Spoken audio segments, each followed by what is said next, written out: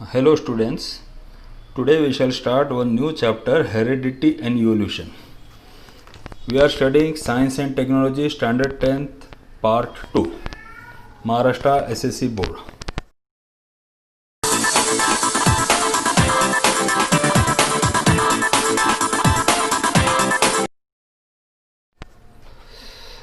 Say heredity and hereditary changes. You know that heredity is transfer of biological characters from one generation to another via genes. तो एक generation से दूसरे generation तक जो characters है वो पास होते हैं, उसको कहते हैं heredity. John Gregor Mendel is Pioneer of modern genetics. Around the period of 1886, it took a long time for him to understand the conclusions of his research about heredity. तो सबसे पहले मेंडल को हम पायोनियर ऑफ मॉडर्न जेनेटिक बोलते हैं, उसको लेकिन बहुत टाइम लगा. In 1901 the reasons behind the sudden changes were understood due to mutational theory of Hugo de Vries. कभी कभी क्या हो जाता है, जीन्स के अंदर सडन चेंज हो जाता है, उसको कहते हैं mutation. Meanwhile in 1902 Walter and Sutton observed the paired chromosomes in the cells of grasshopper. Until then it was not known to anyone. तो सबसे पहले ये जो क्रोमोसोम है ये पेयर में रहता है, हर एक क्रोमोसोम सिंगल नहीं रहता है, डबल डबल रहते हैं. तो सबसे पहले किसे पता चला, वाल्टर एंड स्यूटॉन को. कब पता चला, 1902 में. किस में पता चला, सेल्स ऑफ ग्रासहॉपर में. Research started in the direction of finding the nature of genetic material when it was proved that genes are carried via chromosomes. तो पता चल गया जीन्स क्रोमोसोम के थ्रू कैरी होता है. तो उसके बाद में रिसर्च शुरू हो गया. किसका research, finding the nature of genetic material. Genetic material का नेचर क्या है. दो through which 1944 trio of scientist, 3 scientist क्या थे उनका नाम, Oswald Avery, Maclyn McCarty and Colin MacLeod, prove that except viruses, याद रखने का वायरस में नहीं है, except viruses all living organisms have DNA as genetic material. Virus को छोड़ के बाकी जितने लिविंग ऑर्गेनिज्म है उसमें जेनेटिक मटेरियल क्या है, DNA. In 1961 the French geneticist François Jacob and Jacques Monod proposed a model for process of synthesis, protein synthesis with the help of DNA in bacterial cells. तो सबसे पहले देखो 1961 में ये 2 साइंटिस्ट ये लोगों ने एक मॉडल बनाया. क्या का model, protein synthesis. Protein synthesis यानी कि preparation of protein with the help of DNA in bacterial cells. अभी ये प्रोटीन कहाँ पर तैयार होता है, हर एक सेल के अंदर ये डीएनए में इंफॉर्मेशन लिखा रहता है कि कौन सा प्रोटीन कितनी मात्रा में बनाना है. Okay, so information is written in DNA और उसको बोलते हैं प्रोटीन सिंथेसिस. ये हम आगे डिटेल में पढ़ने वाले हैं. अब ये प्रोटीन क्या रहता है, प्रोटीन से हमारे बॉडी के अंदर हजारों केमिकल रिएक्शन चलते रहते हैं और वो केमिकल रिएक्शंस को कौन कंट्रोल करता है, एंजाइम. और enzyme is nothing but protein. तो डीएनए में इंफॉर्मेशन लिखा है कि कौन सा एंजाइम कितने क्वांटिटी में बनाने का है. तो अकॉर्डिंगली वो एंजाइम तैयार होता है और वो रिएक्शन हमारे बॉडी में होता है.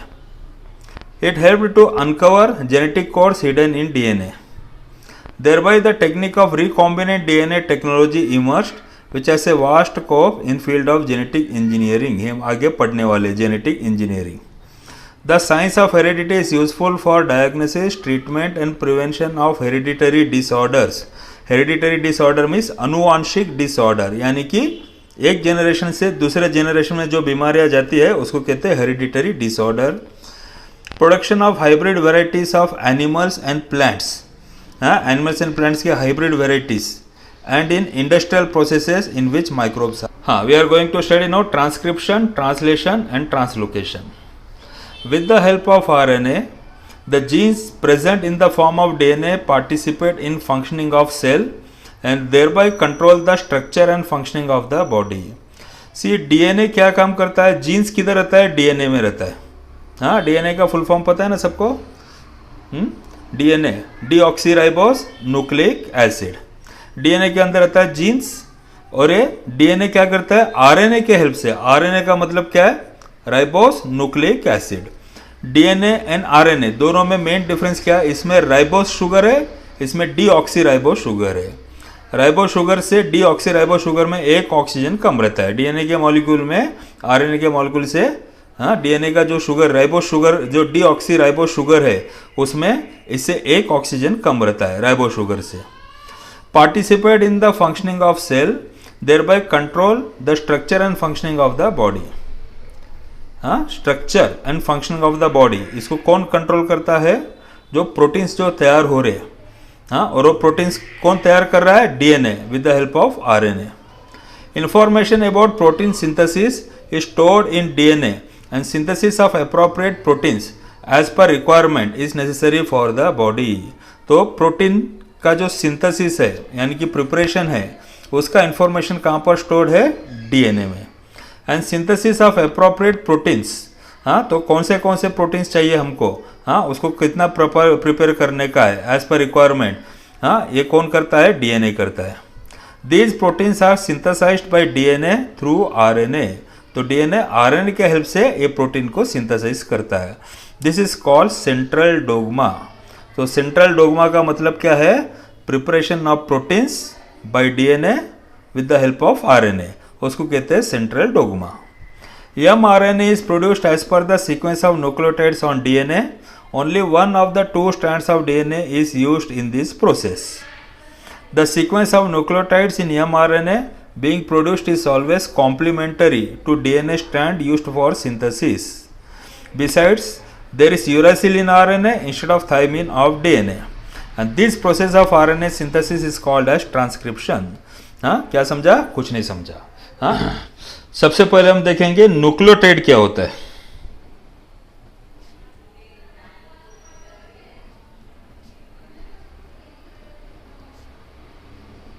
न्यूक्लियोटाइड क्या होता है? ये देखो, ये है शुगर। हाँ, डीएनए के अंदर डीऑक्सीराइबोस शुगर और आरएनए के अंदर रहता है राइबोस शुगर। ये शुगर को यहाँ पर कनेक्टेड है एक नाइट्रोजन बेस और यहाँ पर कनेक्टेड है उसको एक फॉस्फेट या फॉस्फोरिक एसिड। इसको कहते हैं न्यूक्लियोटाइड। शुगर, नाइट्रोजन बेस और यहाँ पर है फॉस्फेट। हाँ, ये हो गया एक न्यूक्लियोटाइड। उसके बाद में यहाँ पर नीचे और एक शुगर, ये और एक नाइट्रोजन बेस और ये नीचे और एक फॉस्फोरिक एसिड। ठीक, सो देखो, ये एक न्यूक्लियोटाइड हो गया, उसके नीचे ये दूसरा न्यूक्लियोटाइड हो गया, इसके नीचे तीसरा न्यूक्लियोटाइड आएगा। हाँ, यहाँ पर देखो, ये तीसरा न्यूक्लियोटाइड, यस, फिर ये पी और यहाँ पर आ गया ये नाइट्रोजन बेस।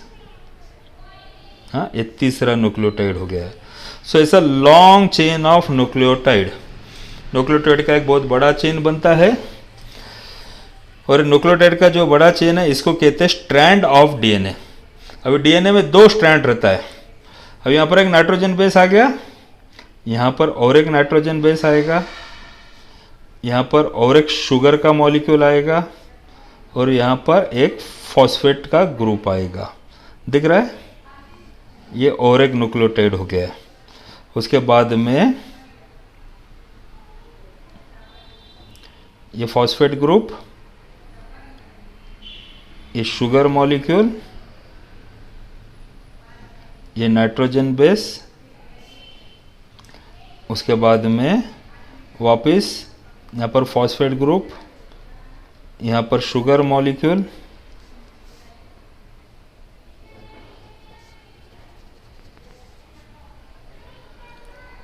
ये nitrogen base and so on.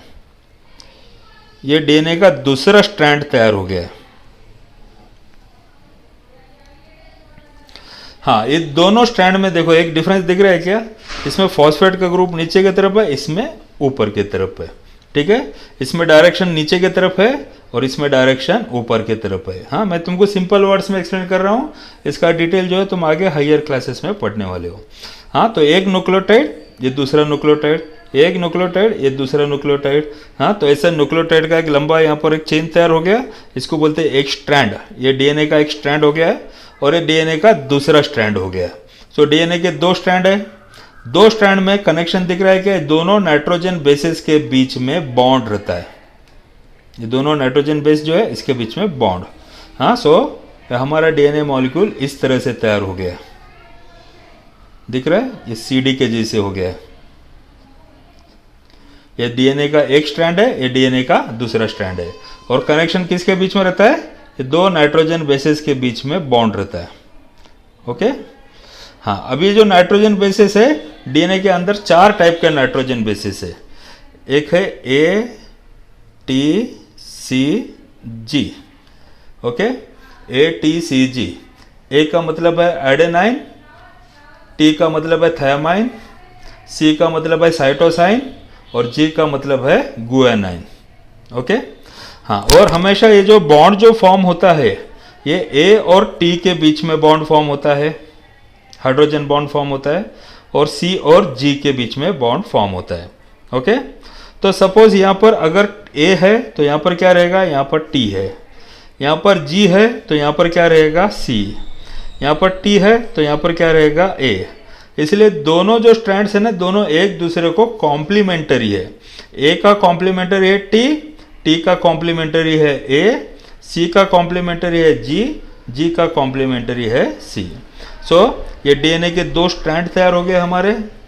हाँ, अभी इसके अंदर ना इंफॉर्मेशन कहाँ पर लिखा रहता है, ये जो नाइट्रोजन बेसिस का जो सीक्वेंस है ए टी सी जी, ये जो सीक्वेंसेस है इसके अंदर इंफॉर्मेशन स्टोर रहता है। ओके, तो 3 नाइट्रोजन बेस का जो रहता है उसका बनता है एक कोड। 3 नाइट्रोजन बेस का बनता है एक code, and that code specifies to a particular amino acid. तो टोटल 20 टाइप के एमिनो एसिड रहते हैं हमारे बॉडी में।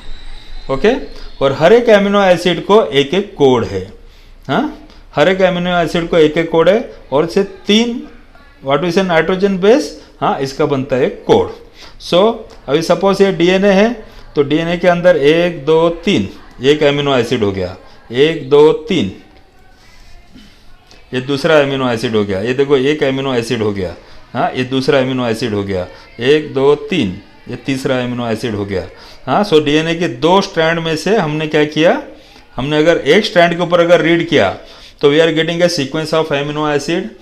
तो इसके अंदर ये जो एमिनो एसिड है, हाँ, इसका हमको एक सीक्वेंस मिल जाता है, उसका कोड मिल जाता है। तो ये इंफॉर्मेशन कहाँ पर लिखा है, डीएनए के अंदर। Okay, so try to understand the structure of DNA. DNA के अंदर 2 स्ट्रैंड रहता है। हाँ, strands are nothing but they are long sequences of nucleotide. एक न्यूक्लियोटाइड नीचे के डायरेक्शन में, एक न्यूक्लियोटाइड ऊपर के डायरेक्शन में। न्यूक्लियोटाइड में 3 कंपोनेंट रहते हैं। एक रहता है शुगर, ये जो शुगर रहता है डीएनए में रहता है डीऑक्सीराइबोस, और आरएनए में रहता है राइबोस। नाइट्रोजन बेस और एक phosphate group. Nitrogen base 4 type के हैं, A T C G, adenine, guanine, thymine, cytosine.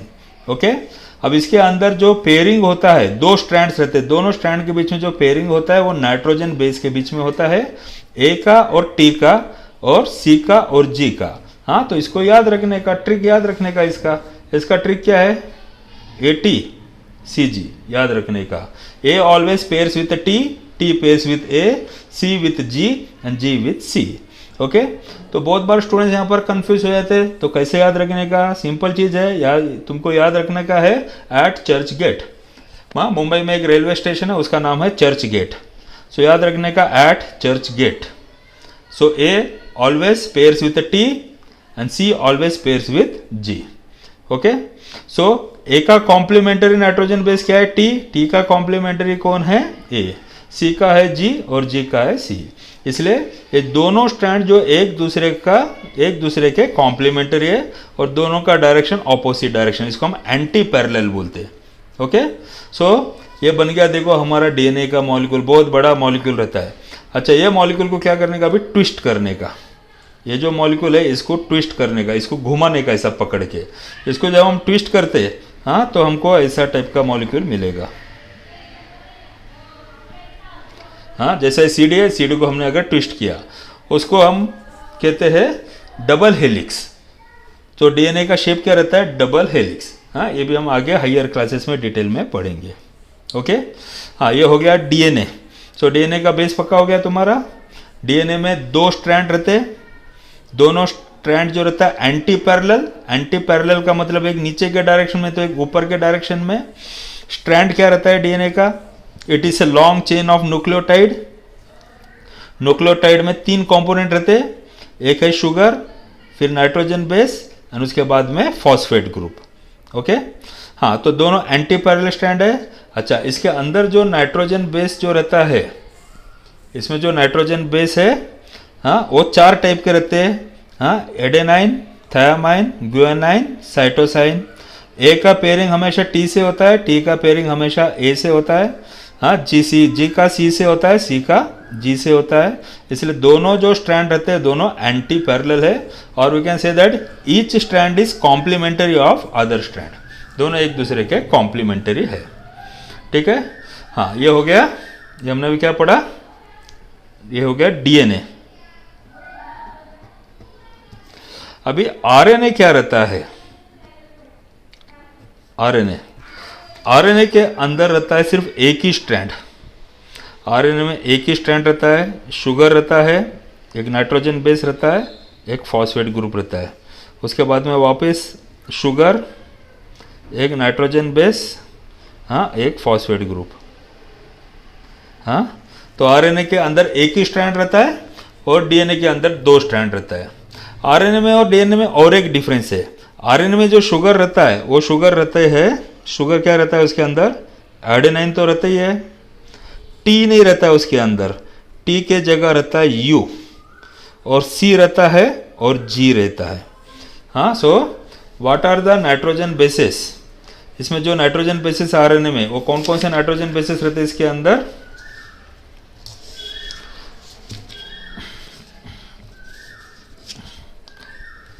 हाँ, सी आरएनए और डीएनए, इसके अंदर 2 मेन डिफरेंस है। डीएनए के अंदर 2 स्ट्रैंड रहता है, आरएनए के अंदर सिंगल स्ट्रैंड रहता है। ओके। हाँ, और एक चेंज रहता है। डीएनए के अंदर रहता है adenine, guanine, cytosine and thiamine. इसके अंदर रहता है, इसके अंदर जो नाइट्रोजन बेसिस रहते हैं वो एडेनाइन, थायामाइन नहीं रहता इसके अंदर। थायामाइन के जगह कौन आ जाता है? यूरासिल, यू, फिर साइटोसाइन, गुआनाइन। हाँ, तो इतना याद रखने का आरएनए के अंदर। ओके। हाँ, अभी आरएनए 3 टाइप के रहते हैं। आरएनए रहते हैं 3 टाइप्स के। आरएनए के 3 टाइप्स क्या है? एक है एम आरएनए, दूसरा है, एक है एम आरएनए, दूसरा है आर आरएनए, तीसरा है टी आरएनए। हाँ, ये तीनों इंपॉर्टेंट रोल प्ले करते हैं प्रोटीन सिंथेसिस के लिए। अभी प्रोटीन सिंथेसिस कैसा होता है ये हम अभी डिटेल में पढ़ेंगे। हाँ, सी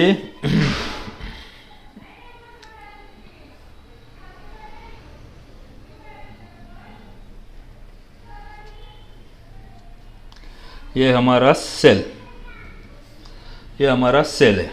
ठीक है। सेल के अंदर रहता है न्यूक्लियस।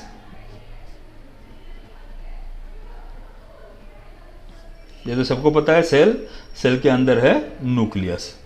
अच्छा, ये न्यूक्लियस के अंदर रहता है डीएनए। ये देखो मैंने यहां पर एक सीढ़ी बनाया है। तो न्यूक्लियस के अंदर कौन है? न्यूक्लियस के अंदर है डीएनए। ये सेल के अंदर न्यूक्लियस, न्यूक्लियस के अंदर डीएनए। और ये डीएनए के अंदर इंफॉर्मेशन है। किसका इंफॉर्मेशन है इसके अंदर? कौन सा प्रोटीन तैयार करना है उसका इंफॉर्मेशन है डीएनए के अंदर। अब ये जो प्रोटीन रहता है, प्रोटीन हमने ऑलरेडी पढ़ा है। प्रोटीन क्या काम करते हैं हमारे बॉडी में? हाँ, प्रोटीन बोल तो अलग अलग टाइप के एंजाइम्स रहते हैं। हाँ, और वो एंजाइम्स, कौन सा एंजाइम बनना चाहिए? हाँ, वो एंजाइम बनता है राइबोसोम के पास। तो यहां पर देखो,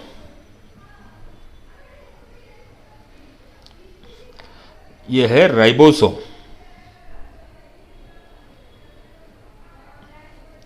ये राइबोसोम के पास प्रोटीन तैयार होता है। इंफॉर्मेशन लिखा है डीएनए के पास, और प्रोटीन का फैक्ट्री कौन है? ये राइबोसोम है प्रोटीन का factory.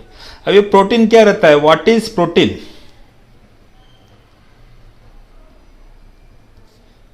Protein is long chain of amino acid.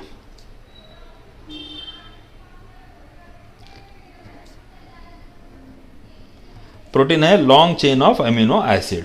और अमीनो एसिड कितने टाइप के रहते हैं? अमीनो एसिड रहते हैं 20 टाइप के। और हर एक अमीनो एसिड का एक कोडॉन रहता है, यानी कि इसमें जो कोड रहता है, हाँ, जैसा 1 2 3। हाँ, we shall take one simple example. हाँ, कोडॉन का एक सिंपल एग्जांपल लेंगे हम। जी जी जी, ये भी जी है, ये भी जी है, ये भी जी है। तो इसका कौन सा अमीनो एसिड तैयार होता है? इसका अमीनो एसिड तैयार होता है ग्लाइसिन। तो ऐसा हर एक अमीनो एसिड का अलग अलग कोडॉन रहता है। यहाँ पर इंफॉर्मेशन लिखा है कि अमीनो एसिड का सीक्वेंस क्या होना चाहिए।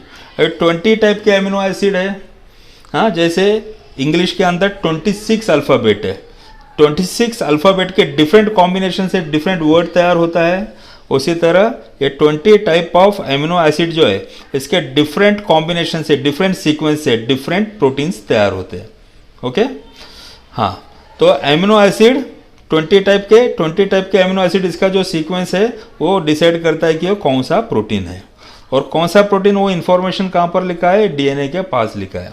अभी यहाँ से इंफॉर्मेशन कॉपी करता है। कौन कॉपी करता है यहाँ से इंफॉर्मेशन?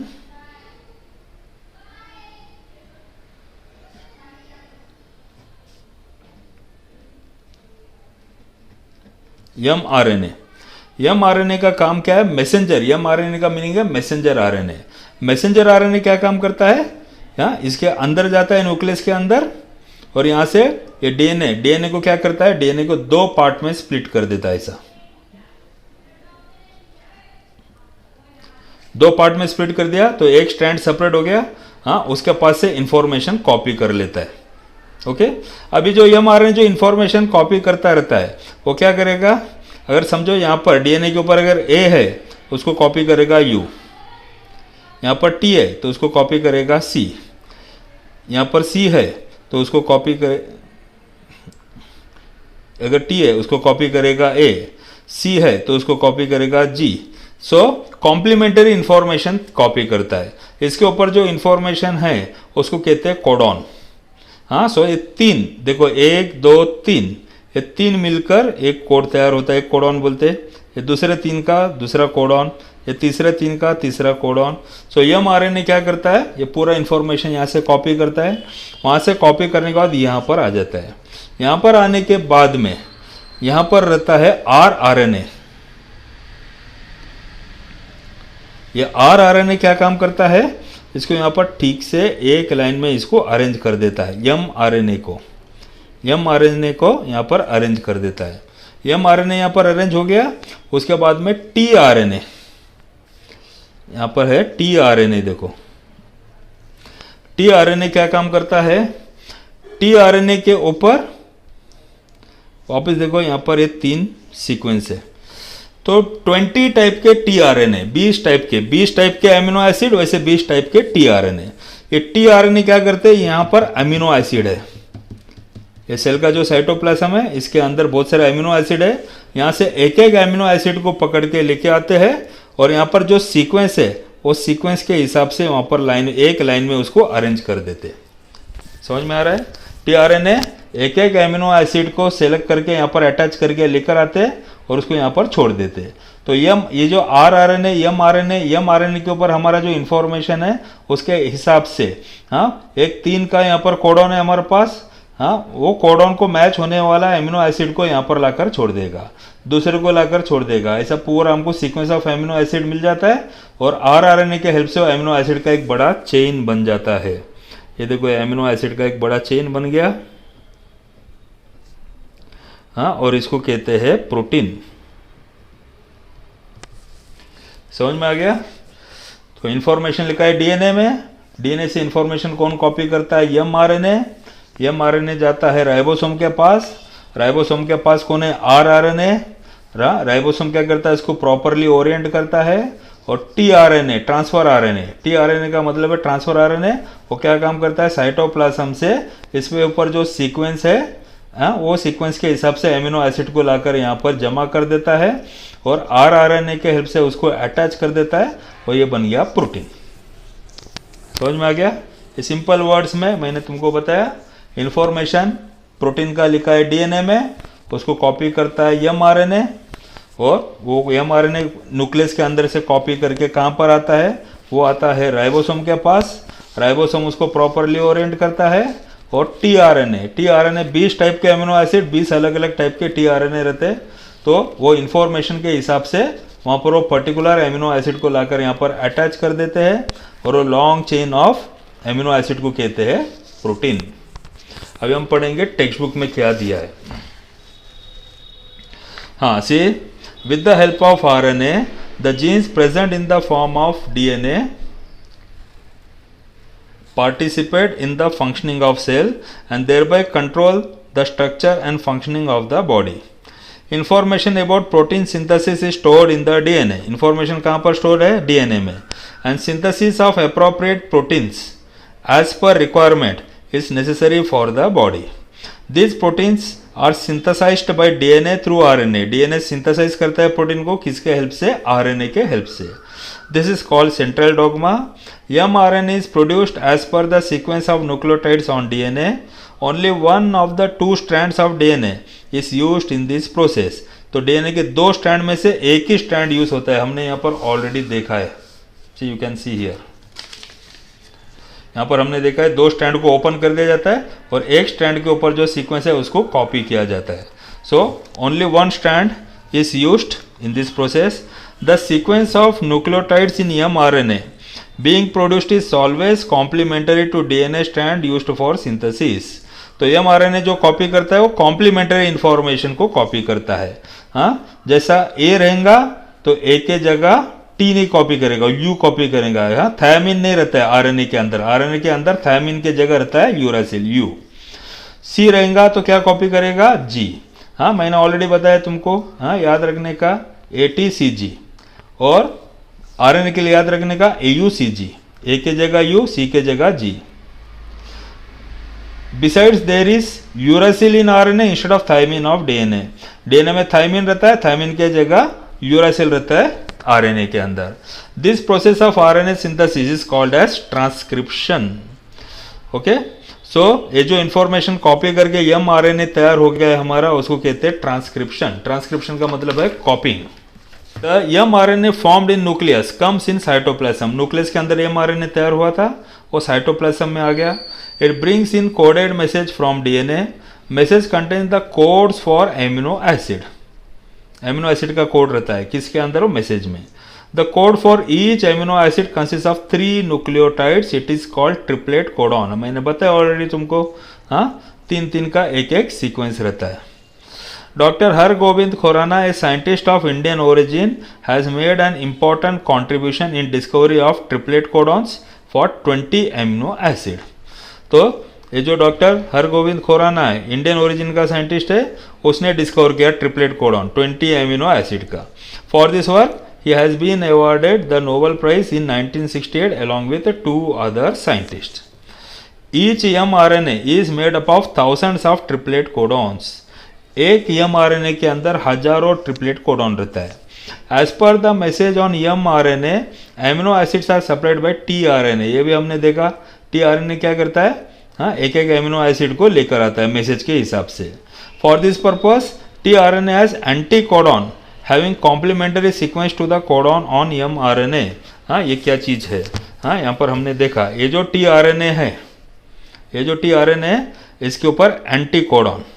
ये देखो ये 3 है कोडॉन, ये कोडॉन है, हाँ, ये कोडॉन का एंटीकोडॉन है. ठीक है, ये कोड है इसके ऊपर, यहाँ का जो कोड है, हाँ, उसको कॉपी करके हो गया कोडॉन. कोडॉन का कॉम्प्लीमेंट्री रहता है एंटीकोडॉन.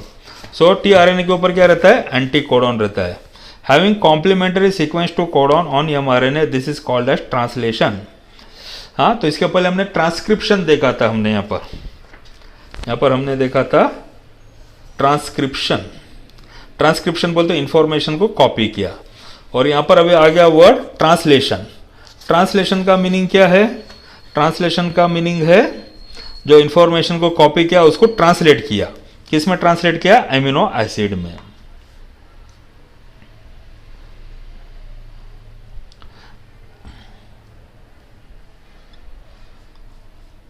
हाँ, this is called translation. The amino acids brought in by tRNA are bonded together by peptide bonds with the help of rRNA.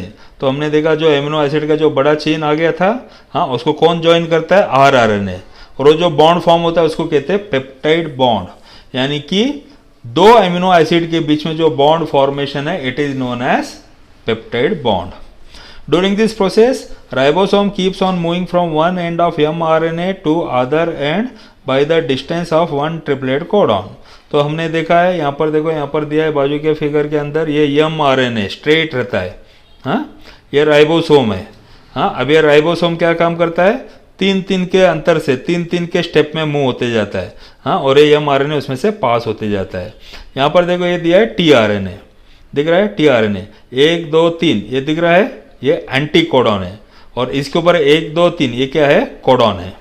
Okay, अब यहाँ पर दिख रहा है लाइसिन, हाँ, यहाँ पर ये कॉर्नर में क्या किया? किसको पकड़ के लाया? एमिनो एसिड को, हाँ। सो ये टीआरएनए जाता है, ये कोड के हिसाब से इसके ऊपर एंटी कोडॉन रहता है, हाँ, और एंटी कोडॉन के हिसाब से पर्टिकुलर एंटी कोडॉन का एक पर्टिकुलर एमिनो एसिड है उसको लगता है और यहाँ पर छोड़ देता है। यहाँ पर दिख रहा है इसके अंदर, और एक एक को ज्वाइन करता है। कौन ज्वाइन करता है? आरआरएनए। कौन से बॉन्ड से ज्वाइन करता है? पेप्टाइड बॉन्ड से। हाँ, it is called translation. Amino acid brought by tRNA are bonded together by peptide bonds with the help of rRNA. During this process the ribosome keeps on moving from one end of mRNA to other end by the distance of one triplet codon. This is called translocation. So translocation नया word आ गया। क्या translocation? During this process, ribosome keeps on moving from one end of mRNA to other end। ये देखो ये mRNA, ये ribosome जो रहता है यहाँ से यहाँ तक मूव होते जा रहा है, उसको कहते हैं translocation. Such many chains come together to form complex proteins। These proteins control various functions in the body of living organism and their appearance too। ये जो प्रोटीन तैयार कर रहे हैं उसको बोलते हैं कॉम्प्लेक्स प्रोटीन, और ये प्रोटीन क्या करते हैं? हमारे बॉडी के बहुत सारे फंक्शंस को कंट्रोल करते हैं, और लिविंग ऑर्गेनिज्म के अपीयरेंस, हाँ, हर एक लिविंग ऑर्गेनिज्म एक दूसरे से अलग दिखता है। क्यों अलग दिखता है? क्योंकि उनके अंदर प्रोटीन्स डिफरेंट है। Living organisms can produce new individuals like themselves due to genes only, and some of those genes are transmitted to the next generation without any changes। तो लिविंग ऑर्गेनिज्म जब न्यू इंडिविजुअल को produce करता है, हाँ, वो jeans के कारण, and उसमें से कुछ जीन्स जो रहता है वो अगले जनरेशन में ट्रांसफर हो जाता है। तो एक जनरेशन से दूसरे जनरेशन में जीन ट्रांसफर होता है without any changes. Due to this some of the characters of parents are transmitted to their offsprings. तो पेरेंट के कुछ कैरेक्टर्स ऑफस्प्रिंग में जाता है, क्यों? जीन्स के कारण। However sometimes sudden changes occur in those genes. हाँ, जैसा तुम एग्जाम लिख रहे हो, फास्ट लिख रहे हो, तो क्या हो जाता है? स्पेलिंग मिस्टेक हो जाता है। एक वर्ड के जगह दूसरा वर्ड आ गया तो क्या हो जाएगा? Spelling mistake. वैसे इसके अंदर भी स्पेलिंग मिस्टेक हो जाता है। इसमें देखो स्पेलिंग मिस्टेक हो गया, यहाँ पर क्या हो गया? ये मेन सीक्वेंस है, मेन सीक्वेंस में दिख रहा है TAACTG, और उसको कॉपी कैसे कर दिया? TAA, पहला कोडॉन तो ठीक है, उसके बाद में देखो CTG के जगह कौन आ गया यहाँ पर? CGAT दिख रहा है यहाँ पर। C तो आ गया, T के जगह G आ गया, G के जगह A आ गया, C के जगह T आ गया। यहाँ पर स्पेलिंग मिस्टेक हो गया। एक्चुअली TCG चाहिए था, उसके जगह GAT आ गया। हाँ, तो ये sudden changes occur in those genes। Sometimes any nucleotide of gene changes its position that causes a minor change which is nothing but mutation। इसको कहते हैं म्यूटेशन ऑफ जीन। तो एक वर्ड तुमने अगर चेंज कर दिया, एक एमिनो एसिड अगर चेंज हो गया गलती से, उसको कहते हैं mutation of gene. Some mutations may be minor but some may be considerable. अभी कुछ स्पेलिंग मिस्टेक में वर्ड का मीनिंग इतना ज़्यादा चेंज नहीं होता है, लेकिन कुछ स्पेलिंग मिस्टेक में क्या होता है? वर्ड का पूरा मीनिंग चेंज हो जाता है। तो some mutations may be minor but some may be considerable. Example, mutation may cause genetic disorders like sickle cell anemia. तो अगर म्यूटेशन हो गया, इन्फॉर्मेशन जा रहा है पेरेंट से ऑफस्प्रिंग में, और जीन के अंदर जो इन्फॉर्मेशन कॉपी किया उसमें थोड़ा मिस्टेक हो गया, उससे जेनेटिक बीमारी हो जाती है, जैसा एक एग्जांपल उसका sickle cell anaemia. This is a everlasting process and it is one of the proof of Darwin's theory of natural selection. तो हमेशा होते रहता है, म्यूटेशन अपने आप होता है, और म्यूटेशन के कारण क्या होता है, और लिविंग बीइंग का कैरेक्टर भी थोड़े थोड़े चेंज होते रहते हैं. ओके.